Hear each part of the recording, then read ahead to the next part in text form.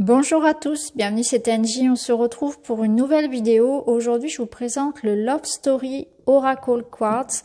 Donc c'est un jeu américain de 44 cartes avec un petit livret donc de Deja Druid que vous pouvez retrouver sur les réseaux sociaux, je mettrai les liens en barre d'infos. C'est un jeu pour le sentimental, pour le relationnel. Vous avez donc 44 cartes illustrées qui peuvent vous servir vraiment à l'intuitif. Ou bien vous pouvez aller bien sûr dans le livret pour compléter. C'est vraiment un jeu que moi j'attendais depuis longtemps. Je crois que ça fait à peu près un an qu'elle avait lancé, qu'elle avait parlé de son jeu. Donc il a été réalisé donc sur l'année 2020 et voilà, je l'ai commandé fin 2020 je crois pour l'avoir aujourd'hui donc en mars 2021. Donc c'était un long projet avec les circonstances actuelles, ça a pris peut-être un peu plus de temps. En tout cas, je regrette pas du tout parce que c'est vraiment j'aime beaucoup ce qu'elle fait. J'ai déjà d'autres jeux d'elle et j'aime beaucoup son univers et elle a vraiment un univers très doux, très féminin. J'aime beaucoup sa façon de transmettre les énergies. Alors on va regarder un petit peu justement à quoi ressemble le jeu. Donc à chaque fois, c'est toujours pareil pour ces jeux, c'est une boîte un petit peu aimantée. Et la particularité qu'ont ces jeux également, c'est qu'elles proposent toujours des cartes vierges supplémentaires. Donc vous avez les 44 cartes et vous avez aussi des cartes vierges pour ajouter vous-même, pour personnaliser un peu plus votre jeu. Donc vous pouvez rajouter par exemple ici, puisque c'est un jeu de sentimental, eh bien vous pouvez rajouter flamme jumelle, âme sœur, ce que vous voulez en fait, d'autres notions que peut-être elle aurait oubliées et qui pour vous sont essentielles dans un jeu amoureux. Donc voici la boîte. Ici donc vous avez le petit livret. Alors bien sûr c'est en anglais, mais c'est un anglais qui est facile à comprendre et puis qui est facile à traduire aussi. C'est pas, il n'y a pas de grosses difficultés. Vous pouvez également utiliser les cartes, ne serait-ce qu'avec donc l'illustration et puis le mot clé, qui sont faciles. Les cartes sont très explicites, donc ça pose pas de grosses difficultés pour les personnes très intuitives. Alors au niveau des cartes, elles sont vraiment très belles. Alors elles se mélangent bien, elles sont épaisses. Vous voyez, les tranches sont violettes, c'est vraiment très très beau. Sur le dos, on a comme une sorte de lettre, de lettre d'amour manuscrite. Donc c'est vraiment, il y a un côté très très doux, très romantique. Moi j'aime bien ces jeux. Alors au niveau du livret. Donc vous avez déjà une petite présentation de la créatrice. Voilà, donc déjà Druid. Donc c'est une artiste américaine, donc elle a créé d'autres jeux. Je vous invite vraiment à la suivre parce que elle partage beaucoup de choses. Moi j'aime beaucoup. Ensuite elle vous explique comment tirer les cartes avec. Donc elle propose des tirages qui sont d'ailleurs intéressants. Donc là, on a déjà des tirages en 3 cartes. Donc par exemple, là, pour un nouvel amour, donc pour une relation débutante, on peut vous proposer ce genre de tirage avec en carte 1 les avantages, les atouts de la relation, carte 2, le contraire, les challenges, ce qu'il y a à travailler, et en 3, l'évolution. Ensuite, pour un futur amour, qu'est-ce que je dois travailler sur moi? Non. Qu'est-ce qui fonctionne pour moi? Carte 2, qu'est-ce qui ne fonctionne pas pour moi? Qu'est-ce que je dois arrêter, laisser tomber? Et puis carte 3, eh bien sur quoi j'ai besoin justement de travailler. Donc c'est intéressant parce que ça propose vraiment une approche intérieure de cette nouvelle relation, en fait, de l'accueil de l'amour dans sa vie, et non pas quelque chose d'extérieur, vous voyez, qui arrive comme ça. Ça nécessite aussi un investissement de rencontrer quelqu'un et de construire une relation. Et ça, c'est intéressant. Je trouve que son tirage est vraiment, bon, c'est très porté développement personnel, bien sûr, mais c'est très intéressant. Ici, relation donc avec un ex, donc comment ça peut évoluer avec un ex, donc ça c'est intéressant aussi. Et puis bien sûr le traditionnel en 3 cartes, passé, présent, futur. Vous avez aussi donc en 5 cartes le crush spread. Donc là, on pourrait traduire ça par le coup de cœur en fait. C'est ça. Si vous avez eu un coup de cœur pour quelqu'un, un béguin, voilà. Et puis là, vous pouvez demander par exemple quels sont mes sentiments, quels sont les sentiments de l'autre personne, quels sont les obstacles, les conseils pour moi et l'évolution potentielle. Voilà. le futur potentiel de cette relation. Ensuite, intéressant aussi, elle propose 24 questions que l'on peut se poser avec les cartes justement.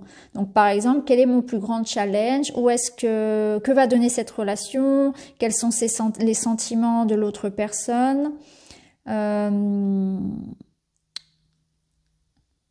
Montre-moi, en demandant au deck de montrer par exemple les plus grandes, les plus belles qualités de l'autre, ses propres qualités, qu'est-ce qu'il y a au contraire à laisser partir, quel cadeau cette relation va m'apporter, qu'est-ce que je dois changer maintenant, comment dissoudre les problèmes. Vous voyez, c'est qu'est-ce qui ne fonctionne pas pour cette relation. Donc c'est intéressant parce que ça met vraiment en lumière des choses qui sont présentes actuellement, et comme je le dis toujours, de toute façon, la guidance, ça sert à ça sert à travailler sur le présent, puisque le futur, on l'écrit au présent. Donc c'est intéressant de mettre en lumière aujourd'hui les difficultés que l'on peut porter en soi, ou bien les difficultés de la relation, qu'elle soit naissante ou ancienne, pour pouvoir avoir un futur qui soit positif finalement, plutôt que de demander le futur directement sans chercher à comprendre les difficultés d'aujourd'hui. Voilà, on peut pas faire évoluer la relation si on met pas en lumière les difficultés, les atouts, etc. Donc c'est intéressant de faire un travail comme ça en guidance, en développement personnel.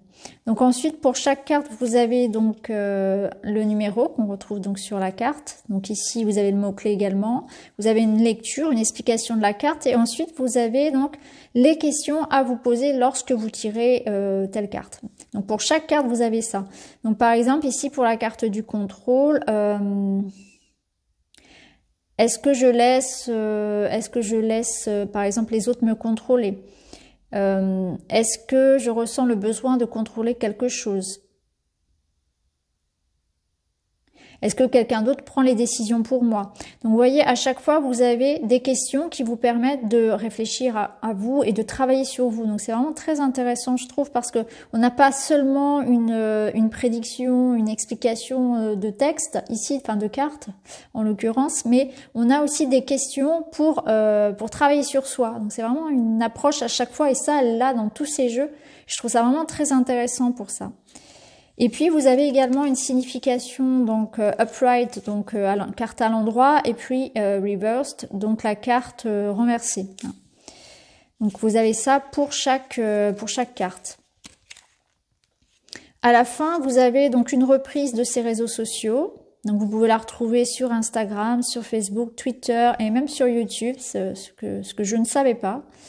Et vous avez donc ces jeux, hein, les jeux qu'elle a déjà ou qu'elle est en cours ici de création. Hein. Donc là, par exemple, ces 3 jeux-là sont disponibles. Celui-ci, le Beast Guidance, il sortira en 2021. C'est un jeu que j'achèterai aussi, qui sera plutôt pour le professionnel a priori. Donc je vous le montrerai quand il sera disponible également. Celui-ci, je l'ai aussi. Je ne sais plus si je vous ai fait la review ou pas. Je sais plus. Mais en tout cas, je l'ai. Celui-ci, vous l'avez déjà vu dans mes tirages. C'est le My Quality Time Self-Care Activity Quartz. Donc là, c'est un jeu qui propose des activités pour prendre soin de soi. Donc par exemple, ça va être du yoga, de la méditation, etc. Alors, on va laisser le petit livret de côté. On va aller regarder maintenant les cartes. Donc au niveau du format, je pense qu'on est sur un format tarot. Elles sont, voilà, il y a une bonne prise en main. Elles sont agréables, elles sont douces. Voilà, bon, comme la qualité habituelle de ces jeux finalement. Donc là, on a la carte de la maturité, l'espoir, les efforts, la peur,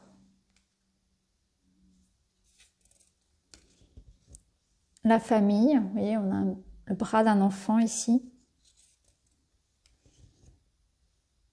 Là, on pourrait traduire ça par une carapace, une surprotection, l'étincelle, le lien d'âme, le danger, les dangers, le warning, c'est un peu la précaution ici, la mise en garde, l'amitié, la sécurité avec le nid. Healing, la guérison. Les différences. La liberté. L'ouverture. Les liens, les cordons. Les regrets. La confiance. L'espionnage. L'espion. Alors, qui espionne l'autre? Est-ce vous? Est-ce votre partenaire, un ex? Des jaloux? Le respect? La romance, le romantisme? Le platonisme aussi? Les jeux? Le fun? La légèreté? Le cœur brisé, la peine, la patience, le contrôle, la communication, l'amour véritable, le grand amour, l'équilibre, l'harmonie, la codépendance, les influences, l'extérieur, le soutien, l'engagement, le mystère, le flirt, la confusion, les cadeaux, l'estime de soi, le regard sur soi, oui, l'estime de soi, le rejet, les souvenirs, pardon, la chimie, le pardon,